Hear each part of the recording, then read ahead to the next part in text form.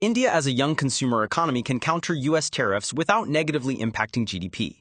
India is a vibrant young consumer economy with a median age of around 28 and a growing middle class driving over 60% of GDP through consumption. However, recent U.S. tariffs, escalated to 50% on most Indian exports like textiles, pharmaceuticals, and electronics in August 2025, pose a threat. These tariffs, imposed due to India's Russian oil purchases, could hit over 50% of India's $51 billion annual exports to the U.S., potentially shaving 0.6 percentage points off GDP growth. The key? Shift focus inward by boosting domestic demand to offset export losses, without derailing overall GDP. The strategy? Reducing local taxes on the middle and lower middle class. To beat these tariffs, India has pivoted to stimulating internal consumption via tax cuts, targeting the middle and lower middle class. Households earning 5 to 30 lakh annually, about 30% of the population. Recent reforms include simplifying GST to two slabs, 5% and 18%, slashing rates on essentials like household items like soaps, toothpaste, tea, ACs, and school supplies drop from 18 to 28% to 5% or zero.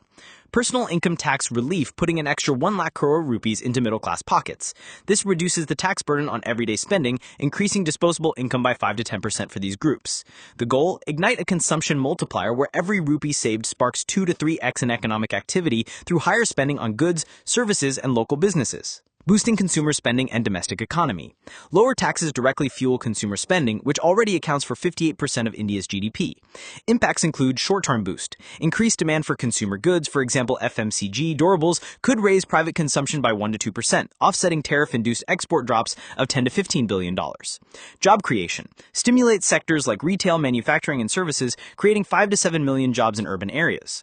Multiplier effect. Analysts estimate this could add 0.5 to 1% to GDP growth, potentially pushing it to 8% overall, as middle-class spending revives sluggish rural-urban demand.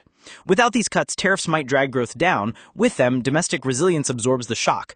Revenue loss, 48,000 crore rupees, is offset by higher indirect tax collections from surged economic activity. Risks and safeguards. Fiscal trade-offs. Tax reductions cut government revenue by $13 to $17 billion annually, but buoyant consumption could recover 60 to 70% via broader tax base.